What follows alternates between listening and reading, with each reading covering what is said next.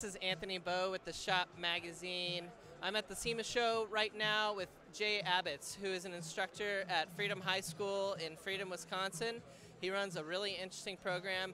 Before we get started, I want to let you know that this interview is sponsored by Alliant Insurance Services.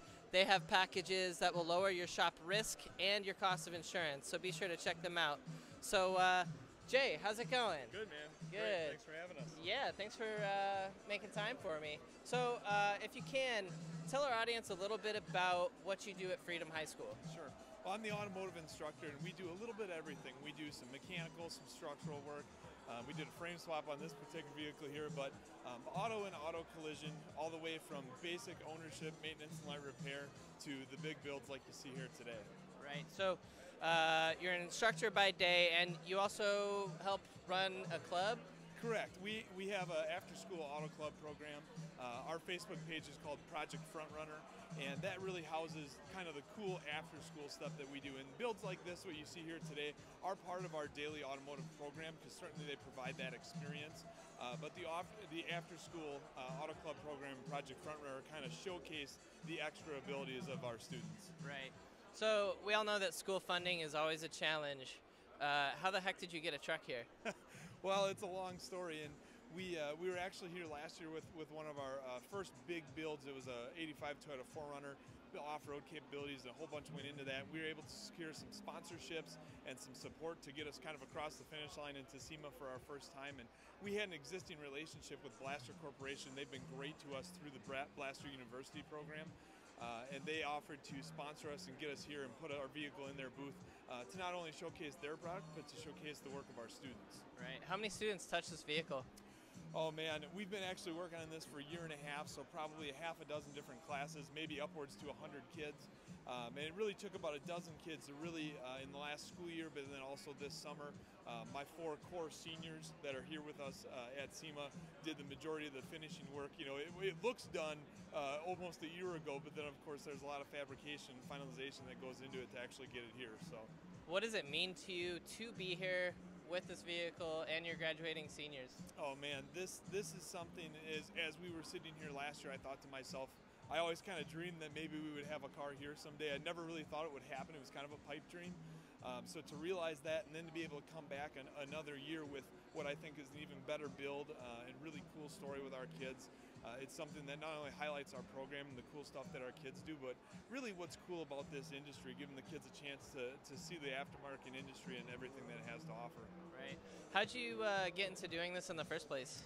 Well, actually, my dad was an automotive instructor. I took his job, 10, 12 years ago, and nice. Never planned to find myself in this industry in this capacity for sure, but it just kind of worked out, and I thought I'd give it a shot, and it's proven to be a great career choice for me.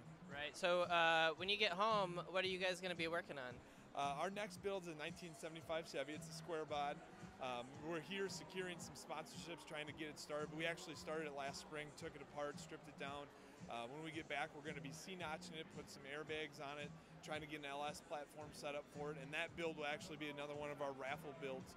So we'll be selling raffle tickets to raise proceeds and buy stuff, cool stuff for our kids in our auto program. Nice. So as you know, it's very difficult for shops to find quality young talent. What does this industry need to do to continue developing future technicians?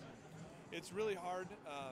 One of the biggest things, you got to be supportive of your schools and your programs. I actually sit on the board for our local tech school, and to get the people, the shop owners, the managers in the schools, seeing what they're doing, seeing what they need, because we're a bleeding charity here.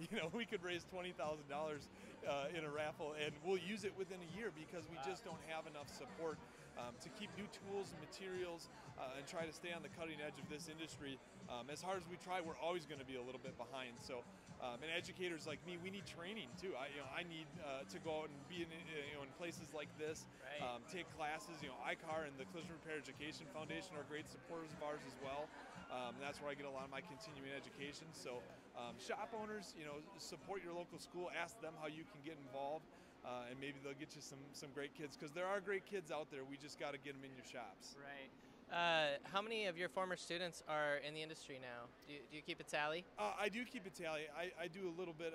That's part of one of the surveys that we do for one of the foundation grants, And we average a pretty decent percentage of kids in the automotive industry, not only as technicians, but working in insurance and as estimators. And so we have a pretty good alumni network of people working in different industries. And where we're from, just south of Green Bay, Wisconsin, in Freedom, we have a lot of manufacturing. So a lot of my kids not just end up in shops, but also in big companies like Miller Electric and Pierce and Oshkosh Defense, where they're using our skills that we teach them to go work in the manufacturing field as well. That's awesome.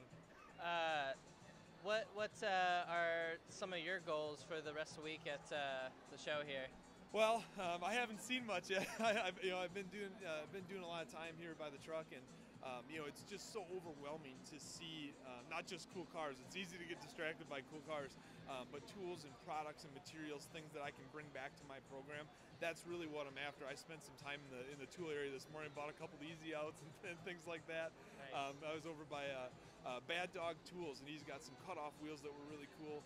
So things like that, I'm trying to bring back my experience to my classroom, and certainly make some connections for our next build. Right.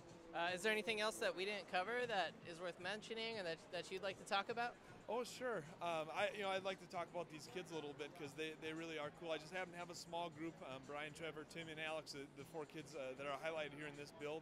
And just like the shops are looking for new kids, I've got to groom that next generation of students too, that may be freshmen and sophomores and younger guys. So that's kind of our next phase as we move into this next build. We've started them on the 75. We also have a motorcycle build-off going on right now too. We actually are in a competition against some other local high schools, so we're out there scoping some bobbers in the SEMA booths as well, trying to get some inspiration. So Sweet. We're excited. Nice, man. Well, Jay, thank you so much for joining me, and on behalf of the industry, thanks for what you do. It's fantastic. So, Appreciate it. Thank you. Yeah, man. Appreciate it.